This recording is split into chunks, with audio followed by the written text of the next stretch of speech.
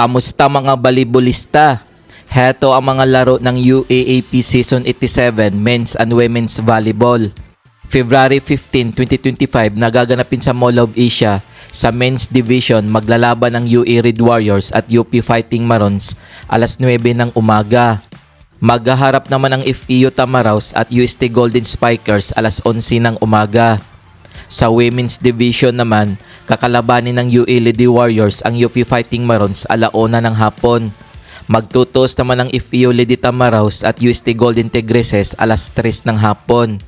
February 16, 2025 nagaganapin sa Mall of Asia.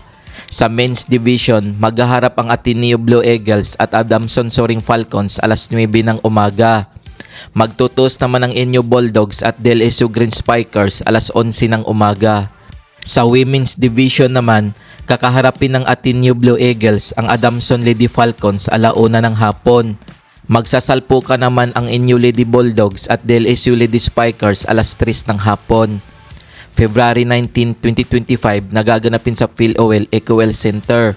Maglalaban ang Ateneo Blue Eagles at Enyo Bulldogs ng Men's Division alas 9 ng umaga.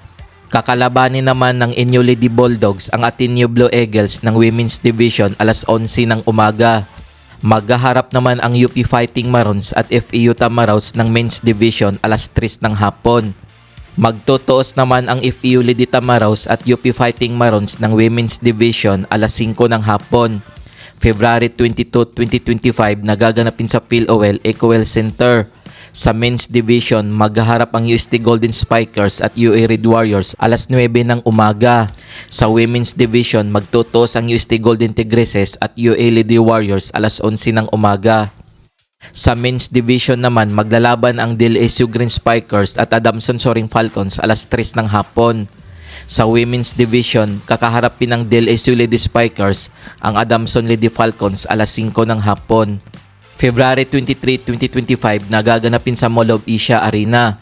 Sa Men's Division, maglalaban ang UP Fighting Marons at Ateneo Blue Eagles alas 10 ng umaga.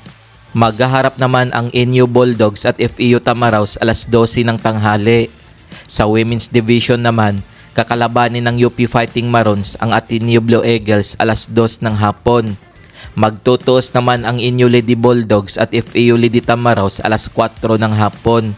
Kung nagustuhan mo ang video na to, mag-like na at subscribe.